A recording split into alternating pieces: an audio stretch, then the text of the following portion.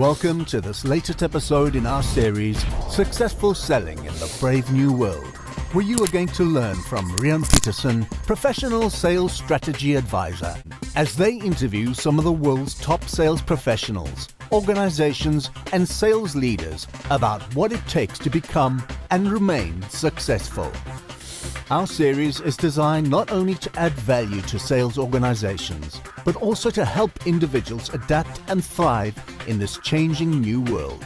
Our mission is to enable your success and empower you to live life on your terms.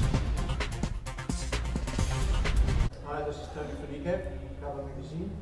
I'm lucky enough to sit with Rian Peterson, well-known management consultant, sales strategist. Thank you very much for talking. Thanks, Tony. Thanks for having us. I'm also grateful to have Anton Musgrave with us. Anton, nice to see you. Great to be here. And Anton, well known in the world of the future, company called Future World. Anton, thank you very much as well for taking that time. As we sort of speak, the whole idea is to talk about the future, future-proofing your business. The world has been changing forever. It's not a new thing. I think the only thing is probably that we're sitting with a pace of change that is very different and probably a little less predictable than it used to be in the past. In South Africa, it's no different from the rest of the world.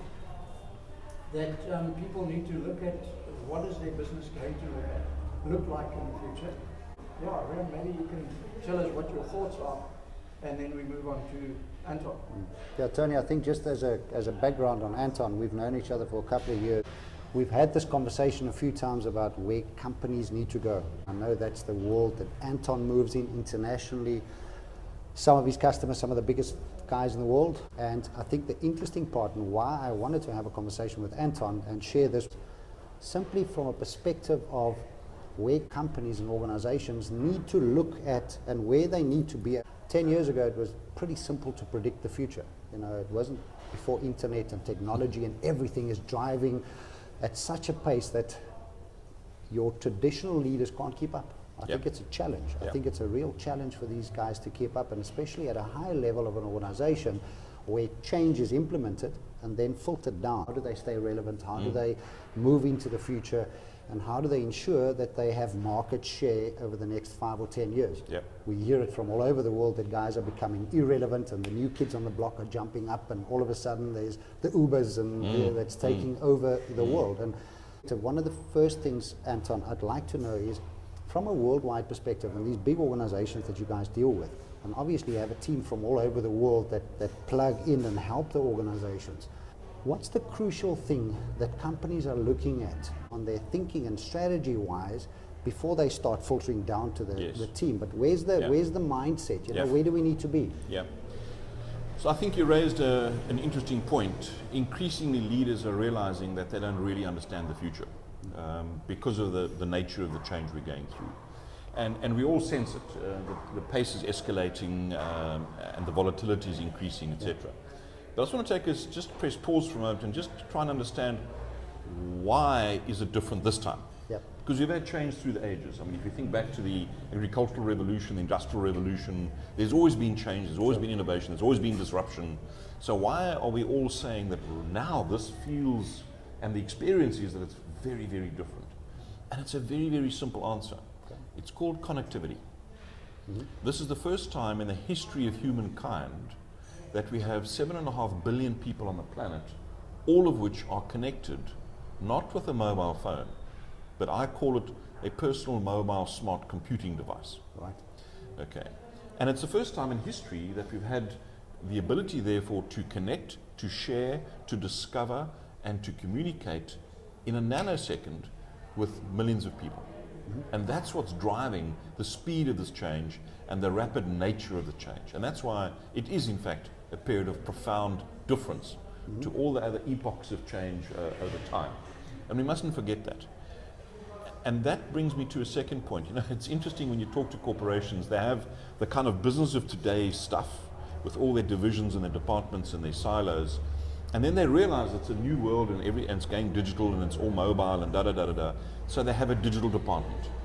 Okay, and they kind of bolt that on the side, thinking, okay, we can now tick mobile, tick digital, and then they wonder why stuff's not working. And that's a fundamental error of thinking. We now need to realize that it's not business as usual plus digital. Life is digital. And when life is digital, business has to be digital at every level. And digital has to permeate the DNA of the organization. How we think about everything from talent management to sales and marketing to product development to management, engagement with society. It's all digital. And I think the implication for business is we need to spend more time thinking, understanding, and sensing the world of tomorrow. So the challenge is, how do we develop the power of hindsight over the future? We don't go there. We all analyze the past with perfect hindsight. Sure. Right? How do we develop that same ability about the future? Well, you need to spend time there. So what I say to corporations and leaders around the world is, don't ask me what the future is of financial services, or what's the future of sales or banking or anything for that matter. That's the wrong question. Because that question demands that you extrapolate from a current knowledge set and a current comfort zone. Right? So we think about the future through the haze of current operational complexity. And that haze distorts our thinking about the future and constrains our thinking about the future. What you really need to do is leapfrog beyond that. Take yourself 5, 7, maybe 10 years out and say, what does the world look like? Right? What does the world look like from a social perspective? How are people living? How are people engaging? How are they connecting and communicating? What do they do when they wake up in the morning, and what's the rest of their day look like? Look at the geopolitics of the world. Look at the technological forces of the world in that space. Understand the canvas of life. And then elevate your conversation to a more pragmatic level perhaps and say, all right, if that's the canvas of the world and life and people, what does the marketplace look like 5, 7, 10 years out? So a very simple question. Let's talk about which industries are succeeding 7 years out, 10 years out, all right? Why are they succeeding, and how are they succeeding, and what do those industries typically do? And by the way, which industries are struggling? What is becoming commoditized? What is becoming irrelevant, and why? Which industries are really struggling to differentiate? And see how the landscape of the marketplace shifts. Let's talk about simple things. Let's say, well, in the future, 7 years out, what is abundant? Okay? And remember that people won't pay you a premium for anything that's abundant. Sure. And what is scarce? Because people will pay a lot of money for satisfying a need that's really scarce.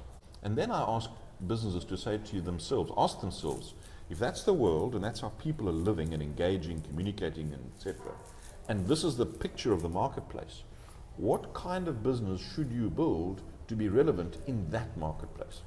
Let's have that conversation. So design your ideal business in that future, all right? And don't think about your current business. Think that, unconstrained. And then you wake up in the morning and look back to the present, okay, from that world, and say to yourself, wow, this world and this business in that world is amazing. Yeah. We've built this incredibly relevant, successful business. We're flourishing. We can charge a premium. We, meeting all our criteria. How did we do it is the question. You see, what companies often do is they say, what should we do? And when you ask a question, what should we do, you look at the answer through the haze of current operational complexity and challenge. And the next thought you have is, what does it mean for me? What does it mean for my bonus? Will the boss approve it? Can we afford it? Yeah, sure. Will our systems allow it? And so you constrain the optimal answer. When you ask the question, what could we be in that world? It's unconstrained thinking. Then when you look back to say, how did we do it? You're so excited about what's possible that you become much more creative about solving the current operational questions. Right? Right. Because you see, wow, that's what I want to be. I can be that. And then you get much more creativity and energy to solve all the complexity of this haze, that you face. And the haze is a reality. It's where we live right now. But don't start by looking through the haze. Okay. Jump over the haze and then come back. All right. Okay. And formulate your plans for the haze, through the haze, but driven, fueled, energized by your ideal future outcome. And that's a different way of looking at it. You know. So Anton, how do you get people then to lose their current mindset and think of the future? I was going to ask that next question. How do you get them I'm there? tempted to say a good single malt helps. But I think, so it's a very interesting process, and it's fascinating because the human brain, especially at my sort of age or our age, is deeply grooved. Very difficult to change a lifelong pattern of thinking and behavior in a weekend. So you need a process. You need a process to change the way you think. And I often ask people, when last did you think about how you think? We And don't people have say, time well, to sit down and what do you think mean? about how You we know? think. We're just running. You see, and that's exactly Yeah. the point. And by the way, we start thinking and we start forming correlations in our mind from seconds after birth. When the doctor slaps your bottom, you cry, and your brain forms a correlation. Pain, cry. Cry, mom comforts you. Okay? So there's cause and effect lessons from seconds after birth. Sure. And of course, we build more of lessons as we go through life. So by the time you come to a business decision 20, 30, 40, 50 years later, your brain has a pattern of thought. When this happens, that's the consequence. That's what you do, this has that effect. Yep. But all of that's changed suddenly. Yep. So now how we think has changed. So the first thing is to say, let's engage in a series of conversations about this future. And let's start off by saying, what are the forces that are building, that are shaping the future? All right? And what do those forces mean? And let's talk about what the obvious implications of those forces are. But the more important question is, what are the second and third order implications of these forces? Okay. And that's a debate. It's a process, it's a journey. But I say to people, let's just start off by saying one of the big forces in the world right now, and we're seeing it. Why do people vote for scary presidential candidates? Okay, they vote for them because they're disgruntled with the present. Trust is the glue of society, and when trust is eroded and fractured, people start questioning. Another force is obviously openness and transparency. And there was a great book by Don Tapscott who said, unless you have a strategy for a radically transparent future, you're going to be in trouble. But don't we try and keep transparency to ourselves because we're scared we're not going to do the deal or get the customer? Absolutely, we do. We try and keep it close to us and say, hang on a second, I'm not going to share this because maybe they won't buy. Correct. Yeah. And guess what? The customer knows it anyway. They do. My view is you have to assume that we live in an open, transparent world where any information you want to get access to, you can. Yeah. My view is there's no way to hide in this world. Yeah. You have to, your business thinking has to assume that your customer, your client knows everything. You know, will they still buy from you? If the answer is no, you've got to rethink your proposition. There was a study done, I think I shared it with Tony, that 60% of the buying process is complete by the time that the sales organization or representatives faces the customer. So they've got the information, they've done Correct. the research, they know who Correct. your customers Correct. are, who your competitors are. Well, now that's an interesting point because to me that's another one of these big forces. Every company understands very well what they do and how they do it, but very few understand what will the world miss if they were vaporized this morning. And if you take a big international bank, Yeah. right, what will the world miss about this bank called, let's call it ABC Bank, if they were vaporized while we were talking?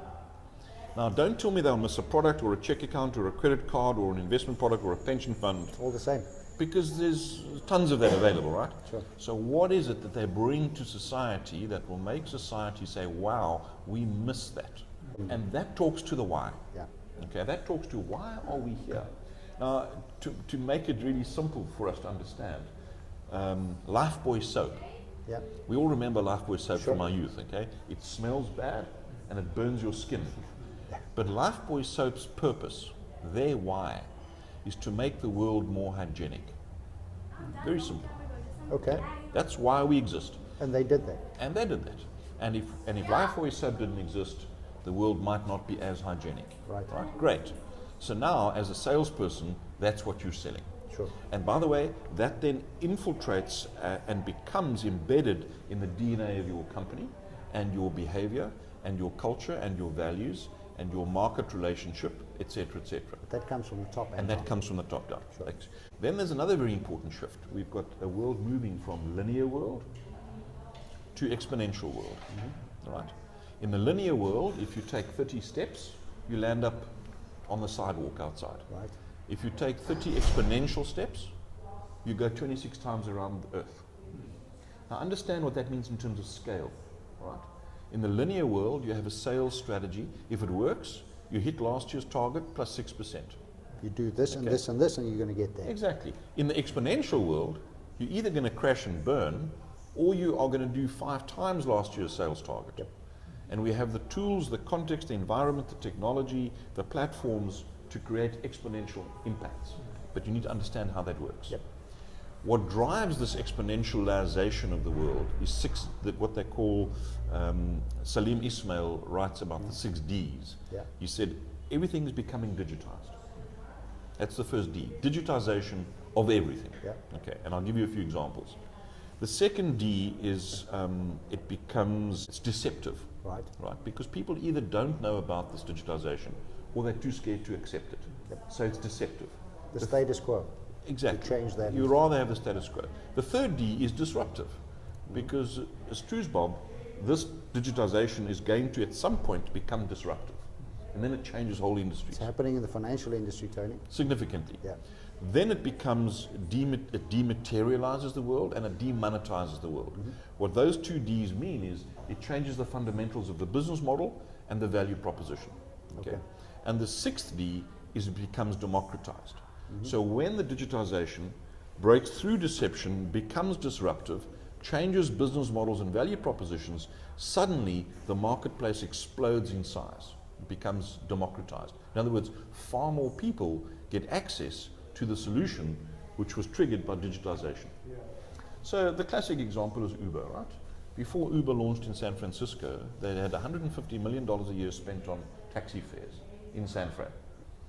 A year after Uber, the taxi fare, and by taxi I mean ride-sharing market, was $460 million. So the market grew by a factor of 3 through the digitization of transport, which was disruptive, was deceptive, then became disruptive, changed the business model of transport, the value proposition of cars, and democratized transport. That same process is happening across the world. Think about renewable energy. It's happening. Education with Coursera and Udacity, etc. It's happening. Healthcare, digitization is happening. Okay. Can we escape it? Absolutely not. So the guy sitting in the bottom of his office saying, listen, this is scary. Yeah. I don't want to go there because I get it daily. I can imagine. I look at guys and I can see this blank. And I don't buy into it. Yeah. Is the expression that I get quite a lot. Yeah. And it's going to take a lot of work. So it's classic deception. Yeah, a lot of work. Well, So I don't do it. Yeah, you could do what politicians do. Say, well, my term ends in 3 years. That's I can right. make it until there. Or 25 years, Tony, depending on where you live. Or you can embrace it and say it's going to exponentially enhance my operation. What happens if you don't? Where are you in 5 or 10 years, in Okay. your humble All right. opinion? So there's a lovely thing called, or maybe it's a scary thing called irrelevance. Yeah. Okay. And you have to say to yourself, if you are going to buck a pattern of global forces and shifts, then you either got to be really brave or very stupid, right? If you're going to be really very, very brave, you'd better say to yourself, what will make my alternative view successful despite all the odds moving in a certain direction? And it's not impossible, but you'd better be very clear and very different. So it's not impossible, but you have to be very clear about what your value proposition is. Sure. And you have to find a market that's prepared to pay you For that value. for that value proposition. So the machines are getting smarter and they're building intuition. Yeah. What we have to do as humans is we have to embrace that capability to deliver fast, efficient, cost-effective solutions to the marketplace. Embrace that. Yeah.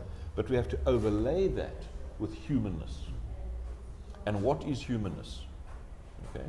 In a world where trust is broken, open and transparency is a given, machines are there, speed is a given, absolutely, and we live in exponential times. So how do we need to build that humanness overlay into the value proposition to make us different? Add to that another force in the marketplace is noise. The noise is exploding, right? We're spoiled for choice. And there's too many marketing messages coming at us. I mean, I go berserk every day with the number of unsolicited marketing messages I get on my mobile device. Brain overload. It's with all the completely. information. So how do we use our humanness to break through the noise in an exponential world driven by technology where trust is broken? I still think that what society, what the markets are looking for is thought leadership, Yeah. innovative thinking, and a real alignment with what my interests are as an individual. I don't really care what your sales target is. You need to understand what my needs are and align what you do with my needs Yep. at a very human level. Okay. But can I get that unique human overlay that makes it relevant, simple, easy for me to implement? Can we hide from it in South Africa? Are we 5-10 years behind the rest of the world, or are we going to be caught up as quickly as the rest is happening? Rian, I think that's a dangerous way of thinking, because yes, in some cases you may be right. People make what I call toxic assumptions. Yeah. These are assumptions that appear to be rational and reasonable today, and yet when you view that through a 2022 lens, you realize, oops, that was a mistake. And it's quick. And it's quick. If you're a salesman, what would you be focusing on? What makes society really trust Anton, the salesperson? And what am I bringing to them that they really can't do without? Define that. Right now, the way I get paid might be the sale of the product. But if that's what I think I'm all about, it's game over. But understand, what am I bringing that's unique? Why do I have a right to exist? Why will I be regarded as a valuable person in the ecosystem?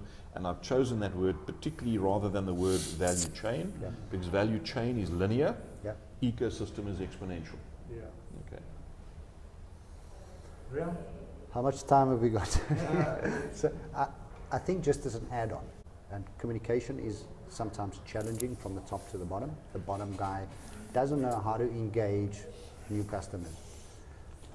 I think a lot of us do the ostrich, where we don't want to face what is happening in the world, and digitalization is real, and it's a mindset of where businesses and individuals need to be. And adapting means taking on these new roles, embracing it. And initially, it's a slow process. There's no initial response from the marketplace if you go onto digital platforms to start marketing and selling and getting thought leadership. So how do you become a thought leader? And it's the relevance and power of the message. Yeah. Let me give you a classic example. I'm working with a big, very well-known South African bank recently. And the question I asked the senior executives at board level were, how will you measure your future success? Yeah. And they came up with a whole range of very cleverly designed formulas for measuring future success across a whole range of operating metrics. Can't fault it academically, can't fault it from a business perspective. Yeah. Great. I asked the same question to a group of 30-year-olds in the same bank. I said, how will you measure your future success as a bank? And you know what they did? They filled a page with like ticks. The world must just like. Very different, right? In other words, doesn't matter what we do, if the marketplace loves it, then we're doing the right thing. the success metrics will flow. Whereas the senior guys of my vintage had complicated formulas, actuarially perfect, but it missed the point. We assume. Tony, you got to Well, cut the cord. We can do this for 3 days. So let's assume our time is up. Anton, thank you very much. Great pleasure. Great chatting to you. I hope we'll get another chance to I'm sure. have a chat. Yeah. And Rian, you too. Thank you you. very much. Thank you, Tony. And, Thank you, Anton. Yeah. Great stuff. Forward to that. Good. Fantastic.